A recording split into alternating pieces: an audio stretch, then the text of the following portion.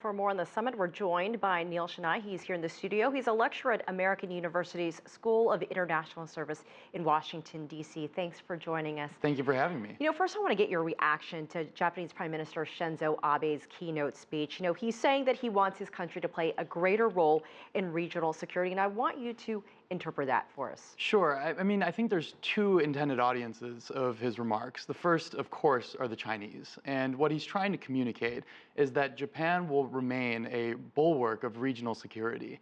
For much of Japan's history, as you know, the past 60 years, there have been doubts about Japan's commitment to increase international engagement. And so he's trying to communicate to the Chinese that this is a long-term strategic interest of the Japanese. Furthermore, he's trying to address other Southeast Asian countries that are, quite frankly, terrified about the prospect of an undeterred China in the region. And so his goal, the main goal, was to communicate Japan's continued engagement in the region. If he wants to do that, then why wouldn't he even mention China in his talk? Well, I think that it comes down to diplomacy. And anytime a country wants to signal its interest and willingness to contain another, there's two paths. You can take a direct path, which will only exacerbate regional tensions, or a more oblique one, which is very much in line with Japanese thinking on this issue. So think of it as a diplomatic song and dance of being very careful. He was careful, you're saying, but he also said that there is no dispute regarding the Diaoyu Islands. So some people could take that in a different way.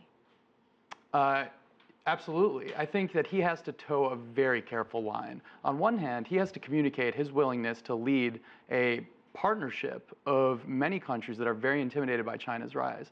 On the other hand, he has to be very careful to not inflame China and perturb China to the point where they might do something erratic, which is a fear that all of these countries share. They're unified in that fear.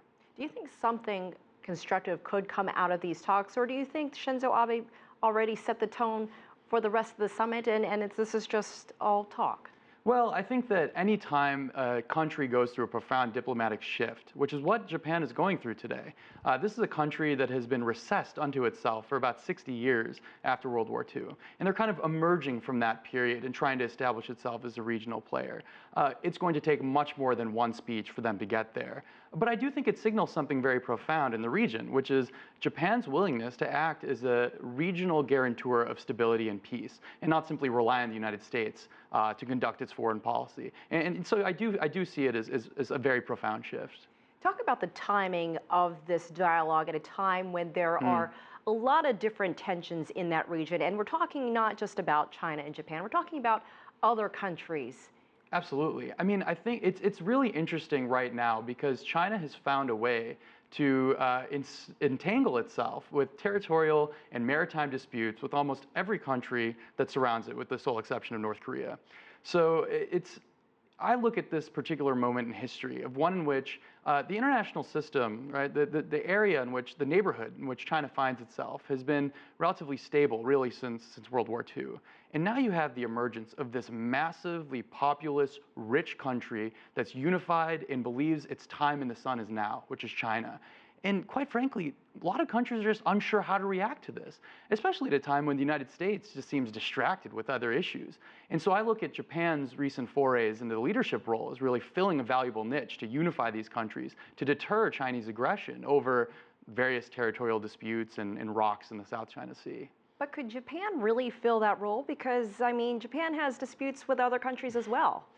Sure. I think that Japan, the presence of other disputes doesn't disqualify Japan from playing a major leadership role in the region, provided their interests align with the other states that they'd be working with. And ASEAN, in Abe's speech, he mentioned India very specifically, Australia. These countries share Japan's interest in the maintenance of a rule of law and freedom of navigation in the South China Sea that will, for the time being anyway, allow Japan to play that leadership role. Now, if their interests diverge, which they could, states' interests change all the time, then Japan's overtures and attempt to be a leader might not be viewed as legitimate.